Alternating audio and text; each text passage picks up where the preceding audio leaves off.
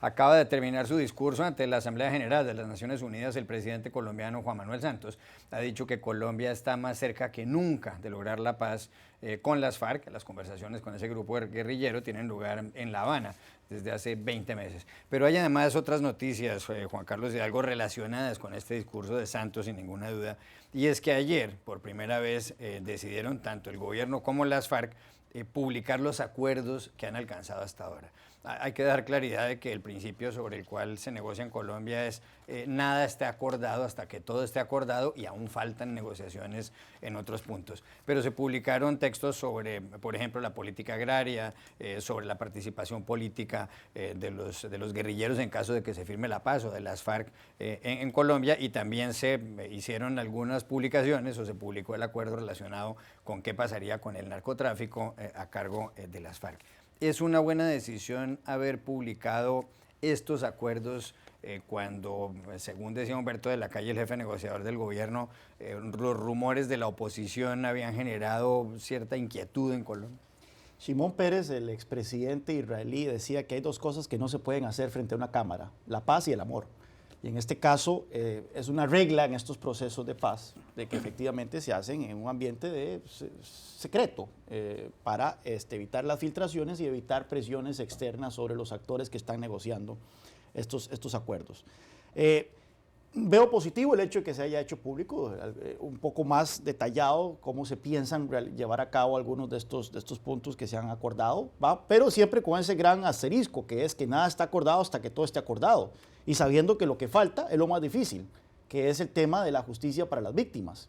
Ese es el nudo gordiano de las negociaciones, en donde las FARC quieren algún tipo de amnistía para los crímenes que han cometido, mientras que la gran mayoría de los colombianos no quieren que eso ocurra, no quieren que las FARC se salgan con las suyas de haber cometido crímenes de lesa humanidad.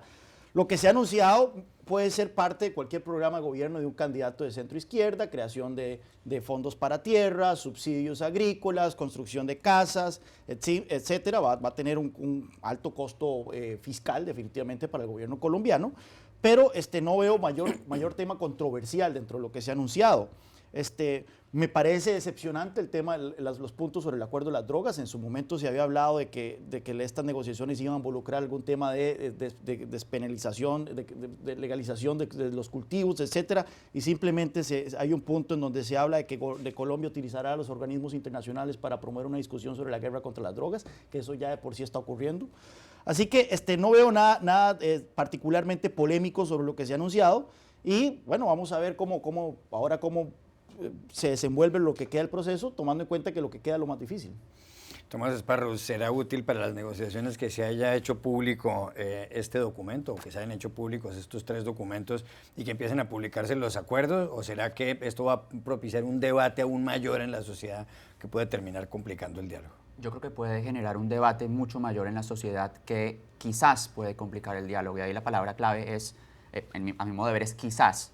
El dilema en estas negociaciones, y creo que también pasa en otras en el mundo, es ese debate entre la confidencialidad y la transparencia. Entonces, por supuesto, hay que manejar ciertas cosas de manera confidencial para que funcionen.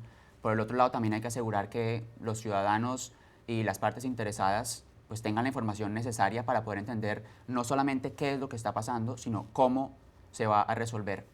Como colombiano y también como periodista, por supuesto, yo ayer lo primero que hice fue bajar las 65 páginas y leérmelas desde la primera hasta la última página, porque creo que es fundamental que uno sepa en detalle qué es lo que está pasando en estas negociaciones. Ahora, si uno mira los comunicados que sacaban el gobierno y las FARC anteriormente, decían de manera muy escueta qué era lo que se había acordado, pero a mí siempre me quedaba la sensación de que faltaba algo, de que no me estaba explicando todo. Entonces yo sí veo con buenos ojos que esto se esté mostrando en este momento. Ahora, la clave es la que ustedes ya dijeron acá: falta lo más difícil, y nada está acordado hasta que todo está acordado. Entonces creo que es un paso en la dirección correcta, pero me parece que hay que manejarlo con cuidado. Muniz, usted leyó también las 65 páginas de los documentos. ¿Hay grandes novedades que permitan tener optimismo hacia el futuro en estas negociaciones, o lo que usted vio allí son en su mayoría frases de un catálogo de buenas intenciones?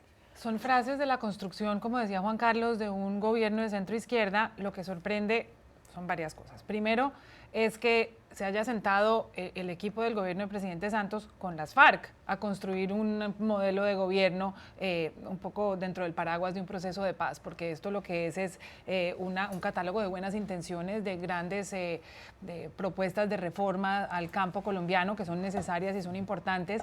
Sin embargo, cuando se desglosan estos puntos de las reformas, de la reforma rural integral, la mayoría de los puntos se refieren a la creación de un mecanismo para devolver las tierras, la creación de instrumentos de educación a los campesinos, la creación de unas alternativas de cultivos para la comunidad rural. Eso realmente lo que uno se pone a pensar es si uno gobernando, ¿cómo va a crear toda esta cantidad de mecanismos, marcos legales y buenas instituciones que apoyen este catálogo de intenciones? La verdad, la reacción fue desconcertante. Primero, es obvio que no hay unas grandes sorpresas que despierten unas enormes alarmas. Hay algunas preocupaciones, por ejemplo, en la parte de la creación de nuevos mecanismos de participación. Ahí básicamente lo que sentencia es el final de los partidos tradicionales, que puede ser una buena cosa, si bien lo que reemplaza a estos partidos tradicionales son otras instituciones que tengan más legitimidad, más transparencia y mejor uso de los recursos y de los programas políticos. Pero en resumen hay dos temas. El primero, la forma y la razón por la cual se publicaron los textos, a mí me pareció bastante incómoda. El hecho de que el presidente saliera palabras más, palabras menos a decir, los publico para que no digan que estoy vendiendo el país, me parece que es la razón un poco desafiante y defensiva que no es necesaria. Y quizás el publicarlos es el mal menor. Va a generar un debate que en este momento es posible que sea más sano que dañino. Y que en el fondo me sorprende de verdad como ejercicio académico que en 2 años de negociaciones hayan salido a la luz unos textos que son unos borradores de unos borradores que no tienen ni detalles, ni presupuestos, ni tiempos, ni instituciones que lo respalden. La sensación que me da es que el sucesor del presidente Santos la va a tener muy difícil y que tampoco hay un mecanismo para que este proceso tenga continuidad.